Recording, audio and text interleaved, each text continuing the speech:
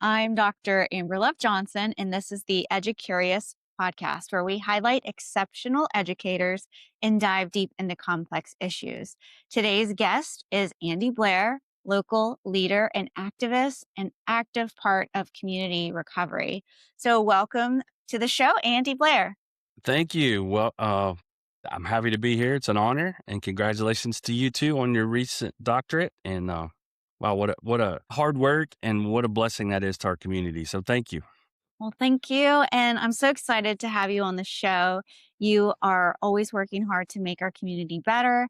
And that's what this show is all about. So please tell us a little bit about your story. What inspired you to be so passionate about other people? I grew up in a pretty good family. Was an athlete. Was afforded some opportunities to go to college because of that. Joined a fraternity. Kind of decided that I was much better at that than I was at basketball. That took me on a long road. Graduated, got into sales, and did very well there for a long time, 20 plus years. In 2006, I was a sales vice president for Fortune 500 company. If you looked on the outside of our lives, it was great. We lived in the Woodlands, Texas. We had the cars, the big house, traveled, blah, blah, blah. And I was broken in every way. And so I found myself in rehab in 2006. And I got on a plane in Houston, Texas to fly to Florida. And I just reached out to God and I said, God, if you will remove this from me, I will serve you for the rest of my life. So that's kind of a long way to answer the question. Why am I so passionate about others? Because I spent the first 39 years of my life living for me, all about me. How does this affect me? Whether I wanted to do something, whether I don't want to do something, was all about me. I made that promise. I've never been happier in my life. I tell people all the time, I make less money than I've made in 25 years, but I have more happiness, more joy, just more things in my life. So I wouldn't trade my life today for anything. So that's kind of a really broad brush part of the story. So I'll just let you dig into wherever you want to go. Well, the part about just being caught up in everything and not feeling fulfilled. Many people can relate to that. It's a human desire to feel whole and connected. So that's really important to identify that. But what I'm curious about is I work with students that are going through difficult situations on a daily basis. hmm And I notice a lot of it is at the crossroads of either home life with the same struggle or Yeah. personal life with the same struggle. So I'm just curious about that aspect of it with students who are either exposed to all kinds of turmoil and upheaval and addiction in their homes or in their lives, and how you see a light at the end of the tunnel for them and how educators fit into that equation. My real father was an alcoholic. I can remember horrible stories of him and my stepmother and those sorts of things. So I can identify with that. I grew up with my mother and my stepdad, which was like the whole different calmness and stability. So I've seen both sides of that. And then my family has a history of alcoholism, but if you look down my family tree, you're either a drunk or a pastor. I have the opportunity to have been both. I like this pastor role a whole lot better than being a drunk. Both of my stepdad and mother were teachers. My grandmother was a teacher. I've always had a passion for that. Once I did get into recovery, I started volunteering as an assistant football coach over in Clearwater area. We pastored a church in Mississippi, and I ended up being the head basketball coach at this private Episcopal school. And then they gave me the athletic director job there. So I have a passion for kids because I've seen the life from my father's perspective of how chaos and remember those feelings of helplessness, and just it would just make me sick to my stomach. And then having put my own kids through this, because that's where I ended up. It was one of those things where I said, I will never. And that's what you think, especially when you're young. I'll never do, or if I ever.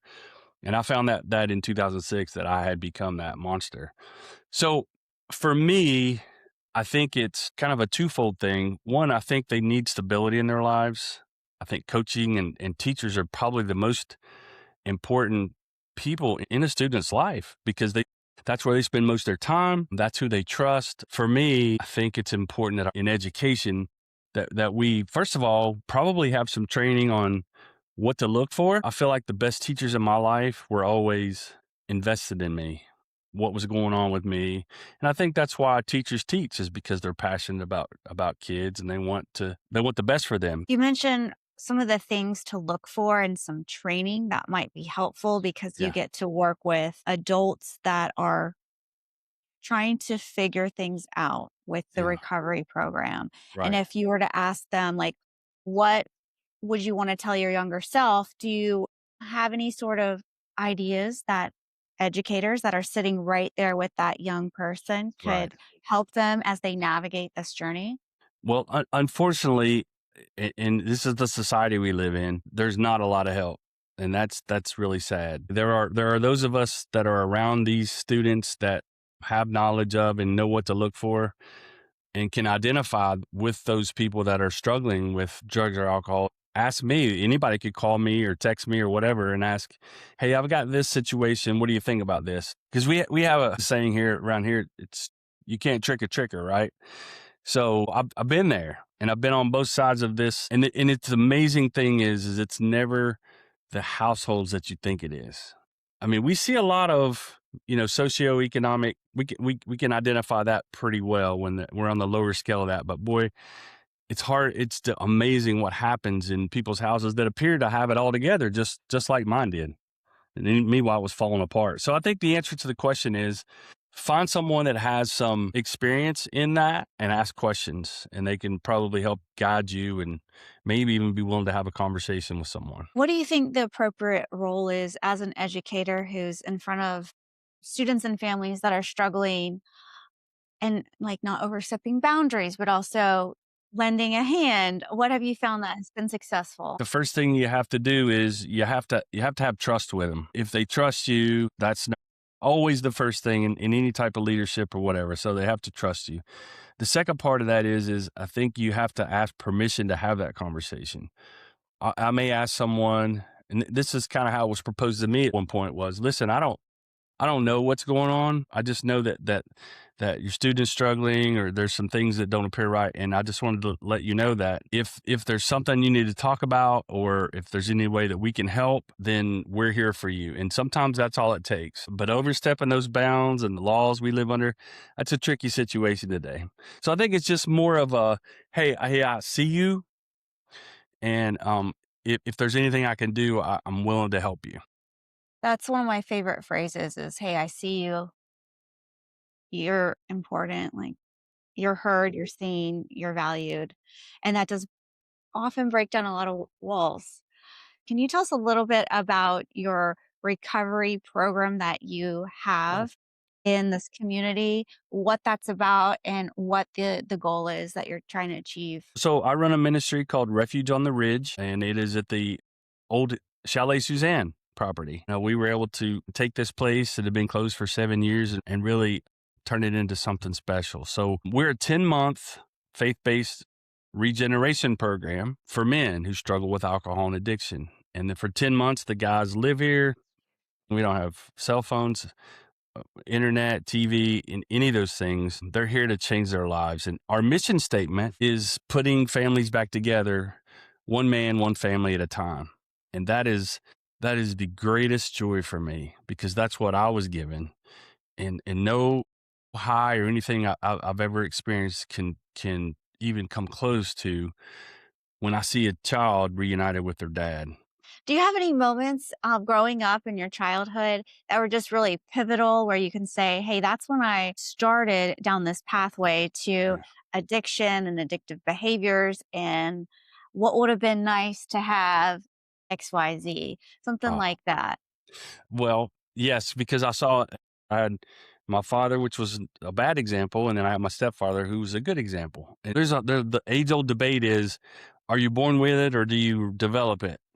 And I don't know the answer to that one. I can tell you that for me, I liked it from the very beginning because I wanted to feel different. So when I'm talking to young people in our schools too, especially athletes, it's like, what would I wanted to hear when I was that age? Because you can talk to somebody and you could say, hey, you have a problem. I mean, I heard I had a drinking problem since I was 18 years old, but I don't want to hear that. I always try to talk to people how I want to be talked to. Because I had a coach in high school that was a yeller and a screamer, and all I did was turn it off. I mean, he didn't teach me anything. All I heard was wah, wah, wah, wah, wah, wah.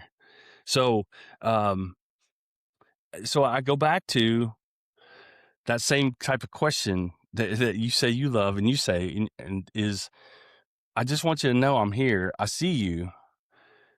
And the curiosity sometimes is enough to say, if there's anything you need to talk about, I'm here. So I think, and for a lot of our, let's just be honest, a lot of our students today, they're not used to someone that loves them unconditionally.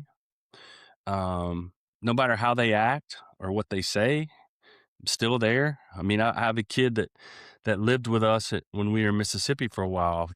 His mother kicked him out of the house and those sorts of things. And it took him a long time to understand that. It didn't really matter because a lot of times they cope with that by shutting you out because they think you're going to go away just like every other person in their life has ever gone away. But again, it goes back to building trust, just like with the parents, and being available whenever and wherever they need help. In a lot of my research, I kept coming across the comparison of student behavior is how they communicate. It's a form of communication, and that's all they might know at the time. So, what would you encourage educators to cling to when they're encountering students that are having all these erratic behaviors, either from personal experience with drugs and alcohol or situational experiences, just to help motivate the educator to hang on and keep going? I don't feel like there's any more important job in the world than educating a child. Having grown up in an educator's household, having been married to one for 32 years, I know how tough it is. And there are days when all you want to do is have your head hit the pillow. I think that what I would want to say to each educator is that child who you want to give up on, it may be the very one that 20 years from now comes to you and says, you know what, Dr. Johnson, if it wasn't for you, I wouldn't have made it. So thank you. I found in my life all the things and all the frustrations and all the, where you want to just give up. Just hearing that from another human being that you care and that you made a difference in their life is going to be worth all those days when you're just like, I don't get paid enough. I work too many hours.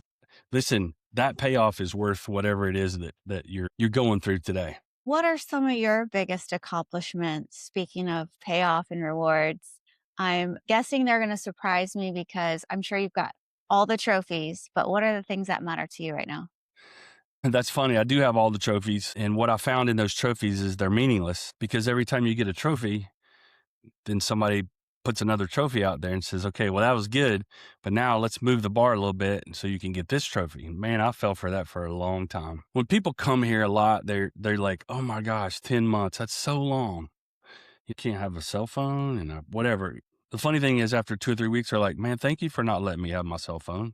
Like, I'm so at peace now. The big thing for me is when I get to see in a man's life, many times they feel like they have to be here or that they're somehow being forced to be here.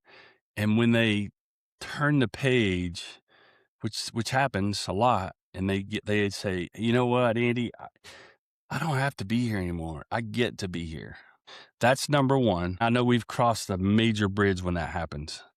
And then the second one is when I see a father who hasn't seen their child for a while and the kid comes running and jumps up into their arms, or when a mom or a wife says, hey, to a husband, I forgive you and let's work on this. Those were all the gifts that I got because I did everything I could do to destroy my whole entire life.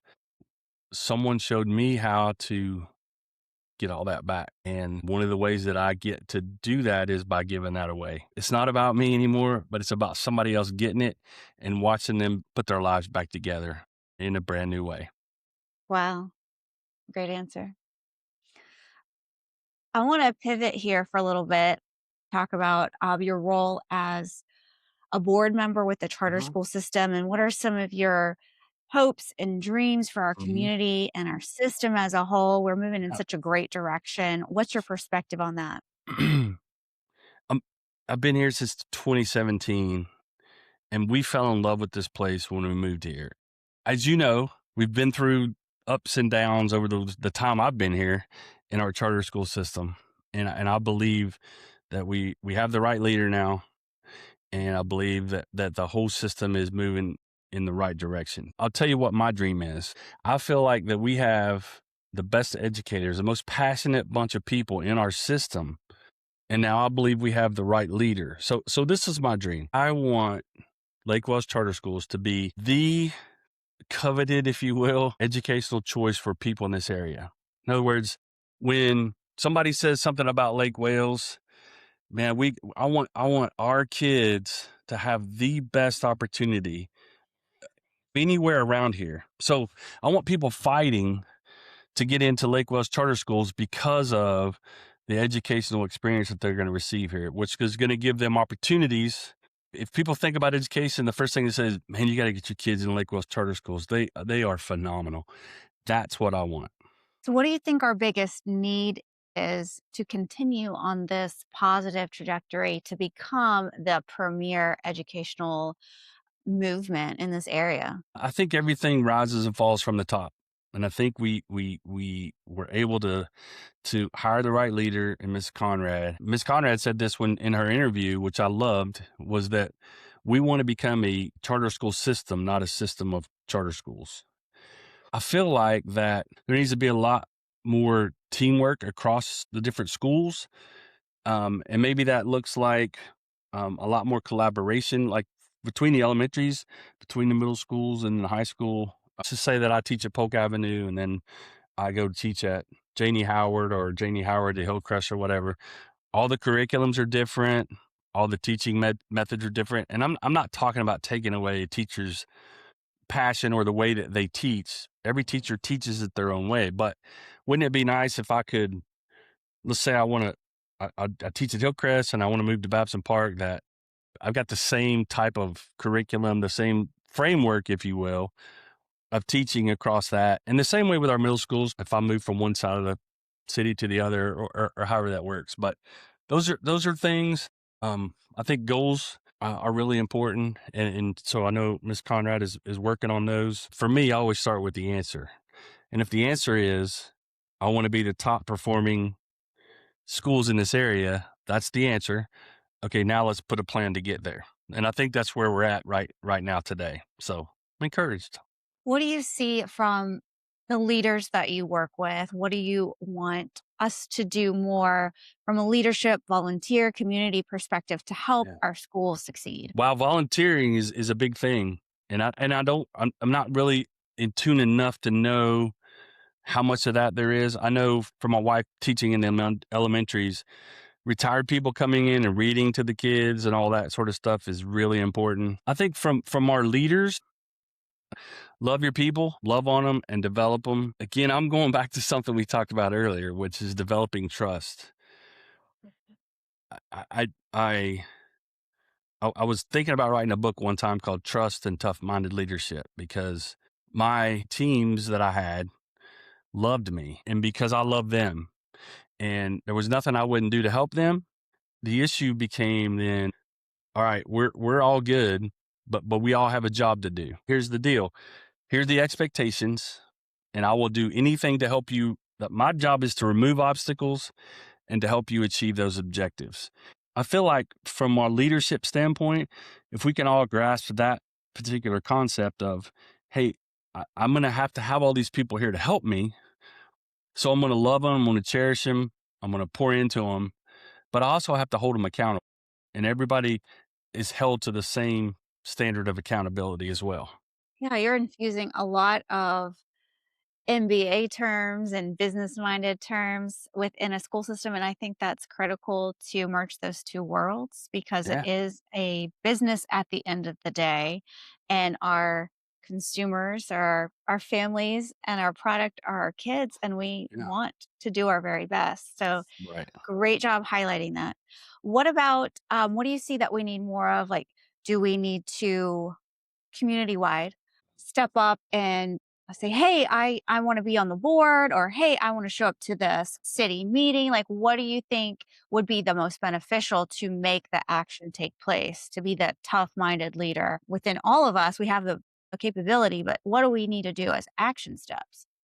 The best thing that we can do as a community is to trust the leadership that we have in Miss Conrad and stay off of Facebook and stop being keyboard cowboys and talking about things that don't do anything to help the situation. So if you want to help the school system, then help the school system, because we all do this.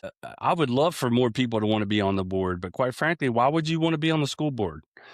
It's a volunteer position, and you take shots all the time, which doesn't bother me. I got thick skin, but for a lot of people that you say, "Hey man, I really think you'd be good on the school board," they're like, I'm not doing that." So I think that would be the number one thing is let's get behind the superintendent that we have today, give her all the support and opportunities. I've heard nothing but good things. We're going to be able to do a board's job now, which is just work on the policies and procedures and things like that. And the schools are running very well now. So, what I heard you say is, are you a part of the problem or a part of the solution? And if you're part of the problem, get out of the way. You know what? That's a much more direct way to put it. But yes, it's so true and that's the bottom line. If what you're saying can help the situation, then bring it. I can tell you for myself, I'm always willing to listen to hear your opinions and thoughts. I know Miss Conrad's the same way. Reach out, but don't take to social media with half-crocked facts and take off on something, because all it does is rile people up, and then it takes our distraction away from pouring into students, loving on teachers. We have to back up and constantly defend ourselves for no reason. Let the administrators pour into the teachers, love on the teachers, support the teachers, develop teachers, and then let the administrators handle all the business, if you will. What are you most surprised about learning going from the business world to having a seat on the board and learning about what the inner workings of education really is? What has surprised you, and what would you want to share and tell other people, like, hey, you know what? I didn't know this until I sat in that seat or walked in their shoes. Well, there's a whole lot I didn't know. One of the unique things about our board is people are there are different people. Like I was they want someone with some finance experience, they want educational experience, they want people from all walks of life. So my business background is kind of where I came from. What I was most shocked about was just the sheer amount of money that it takes to run this business, if you will, of a school system, and all the expenses, and how all the money works, all those sorts of things. So that's from a business perspective, but my heart hurts because teachers are so underpaid. And the sad thing for me is, if I could give, um, if I could give everybody, let's say I gave you a $2,000 a month raise, I'd love to do that. Law doesn't allow us to do that, nor do we have any control on that. So for me, that's the sad thing, is we hear it all over the news. We hear about everything. Teachers are so underpaid, and that is an absolute fact. And I don't know how to change that, but if anybody's got any ideas, I'm certainly open to that, because I feel like, again, I go back to that's the most important job that anybody can do. I feel like teachers should be fairly compensated for that. Are there any questions that I didn't ask that would be beneficial to talk about, to open up for some of the viewers, being educators or students sometimes even watch this? Yeah, I think for me, it would be, don't be afraid to ask questions of anybody in any situation, whether you have an educational question, a board question, a recovery question. So don't be afraid to ask me anything. I'm an open book. If you have questions about recovery specifically, nothing's off limits. I'm here to help others get what I got. I feel the same way about education. I was provided a good education, and I want our kids to have the best opportunities that they could get anywhere in this world, most specifically in this area, because where we're at, geographically locked, man, we need to change the game. That made me think of the athletic side of things, which you know a lot about. And I've noticed in this area, we have some incredible athletes that come from Lake Wales, Frostproof, Haines City, this Yeah. whole area, Bartow, Winter Haven. Do you have any thoughts on doing more with our athletes to help propel them to a better world, better future? Yes, and I'm going to use football as an example because that's what I'm familiar with. Coach Johnson has asked me to do over the years. I'm what they call a character coach. I take a group of leaders that are identified by the coaches, and I meet with them one day a week. I provide them lunch. That's how I bribe them. And we just open up to talk about life. And you're not going to get in a group of 7 or 8 high school guys, football players, you're not going to get them to open up about anything. But what you are able to do is you're able to pour into those young men. And so when they have a problem, they're not gonna mention it when you're meeting with them, but they're going to call you or text you, hopefully, when they're struggling with something. I mean, I still talk to guys that graduated in 2019 from the football team that call me for advice or say, "Hey, coach, I'm going through this. What do you suggest?"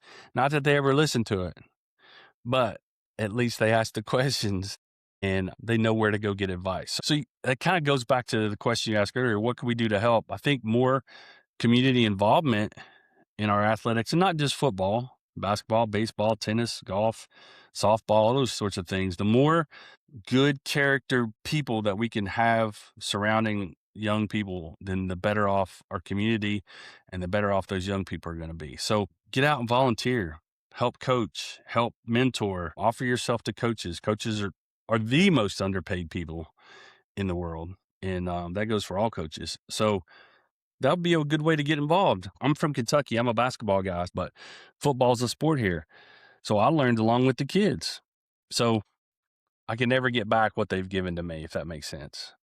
So we go in as adults thinking, "Oh, I'm going to go bless these kids." Well, guess what?